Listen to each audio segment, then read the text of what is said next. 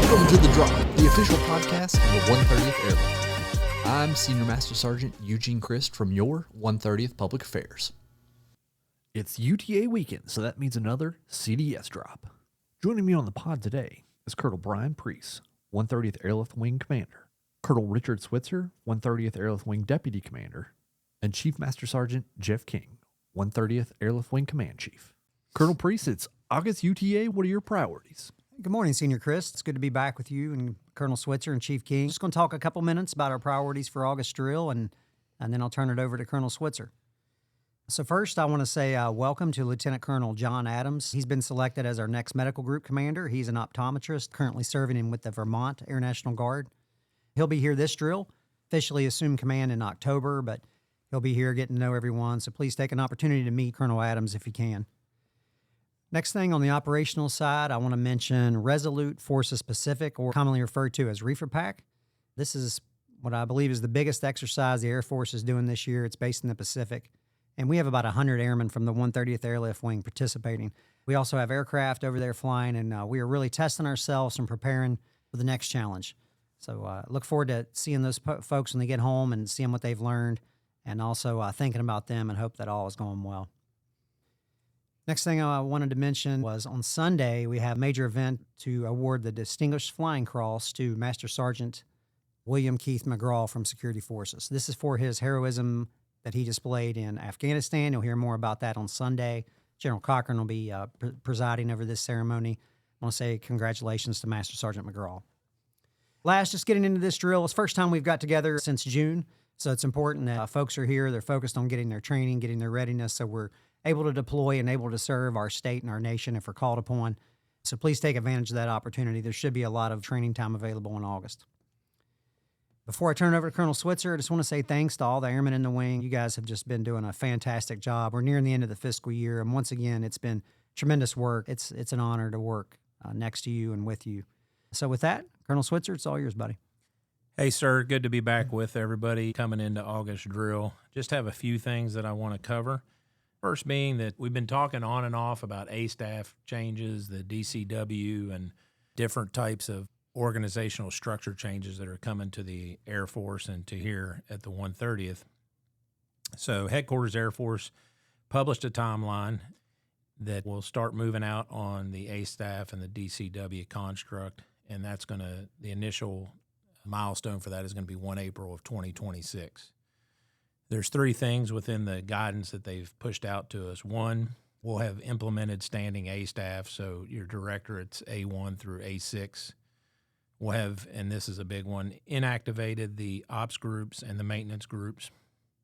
And then third, realigned staff functions and corresponding manpower authorizations in accordance with the guidance that should be coming out on 1 October. So we're finally getting to a point where we get to move out. I know that the wing has been working diligently with our FSS, our mission support group, to kind of identify all the pitfalls and challenges and opportunities that we see at the beginning of this. So I believe we're ready when we get the guidance in 1 October to kind of move forward with those plans. The next thing I wanted to chat about is General Seward's mission, vision, and priorities is out there. It went out to all personnel through our email distribution, and each individual unit should have that available for them to print and hang up in their respective areas.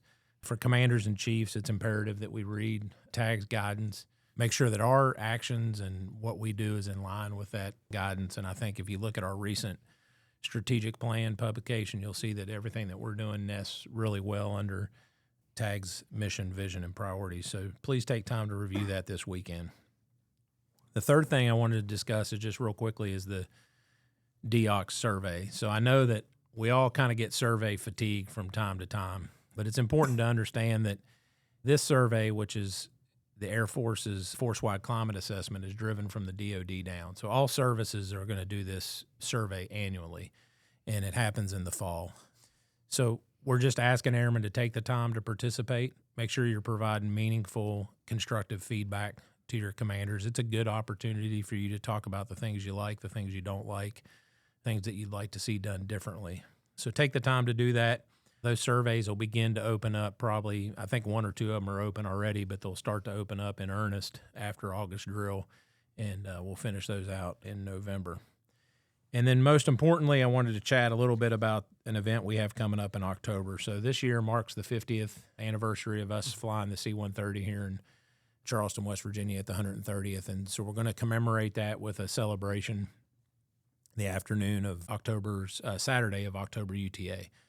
It'll probably kick off around 2 o'clock. There's going to be a 6-ship formation. We'll have opportunities to hear from our leaders and community guests and that sort of thing. And so also an opportunity for us to recognize our retirees and everybody that currently supports the C-130 mission. So you'll see more about that come out after August UTA in order to give people time to prepare for October. But we're really looking forward to celebrating 50 years of flying the Herc here at Charlie West.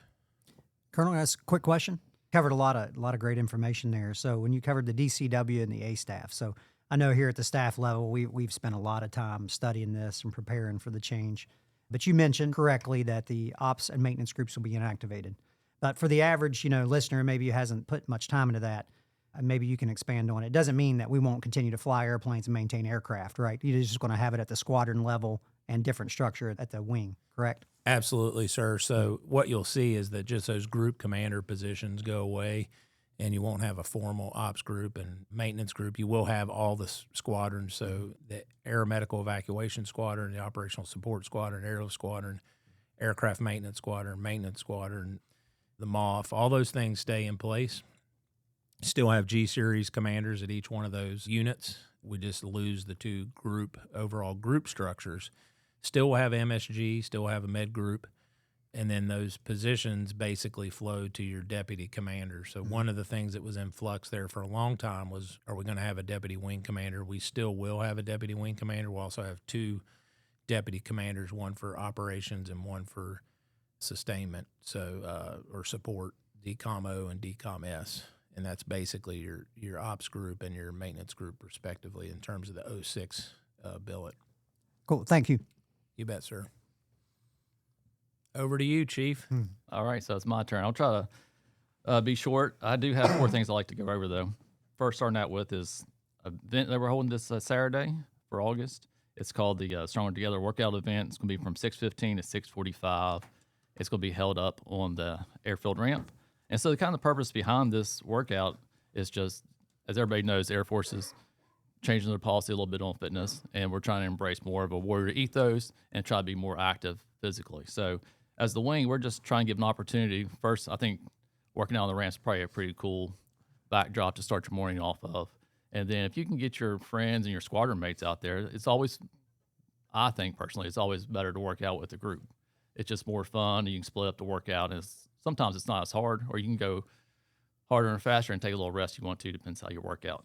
What's different about this workout, though, that we from the past is that, hey, pick your workout. Do your own flavor. You and your friends come up, do what you want to. We'll have mats up there, and, of course, the ramp's going to be open for walking and running.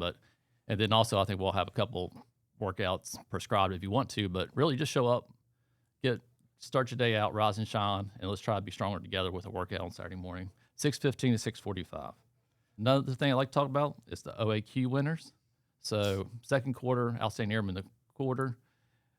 We're actually talking about this today on the podcast on Monday, but where we didn't have July drill, we're picking the winners tomorrow being Tuesday. So we'll have those winners identified by tomorrow afternoon, and then we'll ask them to be at Commander's Call on Friday.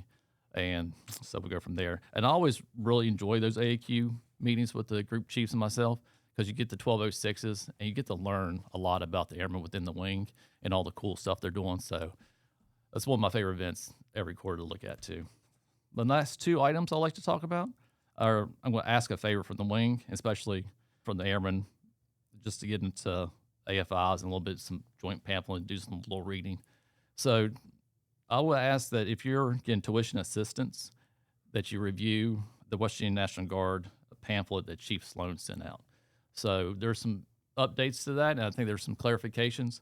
But I really will, like, if you're getting the eligibility, look at the good standing part. Like, review the military duty, review the passing physical fitness score. So you should know your requirements for good standing so you can work toward that, and it's not a surprise. So if you don't know where that's at, you can contact one of your chiefs. I know Chief Sloan sent that out to all the personnel, are all the chiefs. So just review that. And then lastly, I like to talk about the 362903 updates, combat boots, OCP uniforms, eyelashes, and the OCP sleeves. Just review those policies, make sure we're in accordance. Some of those have like a 90-day get well date, some have a 30-day get well date. But if you have any questions, always go see your chief, come see me. But yeah, please review the 362903 updates and make sure we're in compliance. And that's all I got. Thanks, Chief. Gentlemen, thank you for your time. And that's going to do it for this episode of The Drop. For more information about the 130th Airlift Wing, visit us on the web at www.130aw.ang.af.mil. Additionally, you can find us on all major social media platforms. Lastly, you can see us in the skies, delivering freedom with courage.